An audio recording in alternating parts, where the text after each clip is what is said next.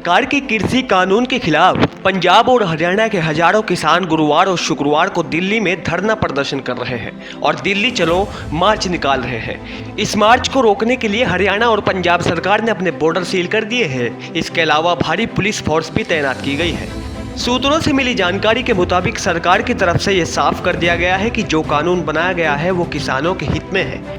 आपको बता दें कि जिन बिलों को मोदी सरकार किसानों के लिए वरदान बता रही है, आखिर उसके खिलाफ किसान क्यों सड़कों पर उतरे हुए हैं। तो आइए समझते हैं कि इस आंदोलन की जड़ क्या है। किसानों को सबसे बड़ा डर न्यूनतम समर्थन मूल्य यानी MSP खत्म होने का है। इस बिल के जरिए सरकार ने कृषि उपज मंडी समिति यानी मंडी से बाहर भी कृषि कारोबार का रास्ता खोल दिया है। आपको बता दें कि मंडी से बाहर भी ट्रेंड एरिया घोषित हो गया है। मंडी के अंदर लाइसेंस ट्रेडर किसान से उसकी उपज MSP पर लेते हैं, लेकिन बाहर कारोबार करने वालों के लिए MSP को बेंचमार्क नहीं बनाया गया है। इसलिए मंडी से बाहर MSP मिलने की कोई गारंटी नहीं है। सरकार ने बिल में मंडियों को खत्म करने की बात कहीं पर भी नहीं लिखी है, लेकिन उसका इम्पैक्ट मंडियों को तबाह कर सकता है। इसका अंदाजा लगाकर किसान डरा हुआ है, इसलिए आड़तियों को भी डर सता रहा है। इस मसले पर ही किसान और आड़ती एक साथ है। उनका मानना है कि मंडियां बेचेगी तो तभी तो किसान उसमें MSP पर अपनी उपज बेच पाएगा। इस बिल से वन कंट्री टू मार्केट वाली नौबत पैदा होती नजर रही है, क्योंकि मंडियों के अंदर टैक्स का भुगतान होता है और मंडियों के बाहर कोई टैक्स नहीं लगेगा।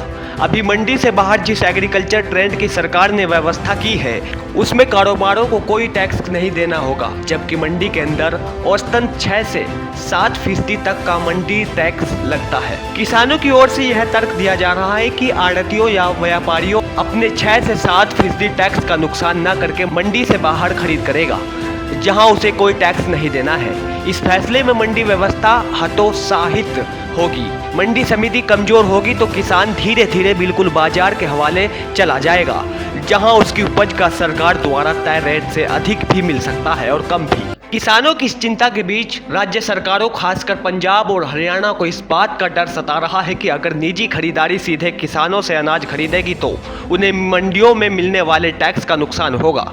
दोनों राज्यों को मंडियों से मोटा टैक्स मिलता है, जिसे वे विकास कार्य में इस्तेमाल करते हैं।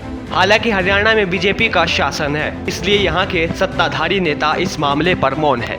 एक बिल कॉन्ट्रैक्ट फार्मिंग से संबंधित है। इसमें किसानों का अदालत जाने का हक छीन लिया गया है। कंपनियों और किसानों के बीच विवाद होने की सूरत में SDM फैसला करेगा। उसकी अपील DM के यहाँ होगी ना कोर्ट में होगी। किसानों को DM SDM पर विश्वास नहीं है, क्योंकि उन्हें लगता है कि दोनों पदों पर बैठे लोग सरकार की कठपुतली की तरह होते हैं। वो कभी किसानों के हित की बात नहीं करते। केंद्र सरकार जो बात एक्ट में नहीं लिख रही है उसका ही वादा बाहर कर रही है। इसलिए किसानों में भ्रम फैल रहा है कि सरकार अपने ऑफिशियल बयान में MSP जारी रखने और मंडियां बंद होने का वादा कर रही है।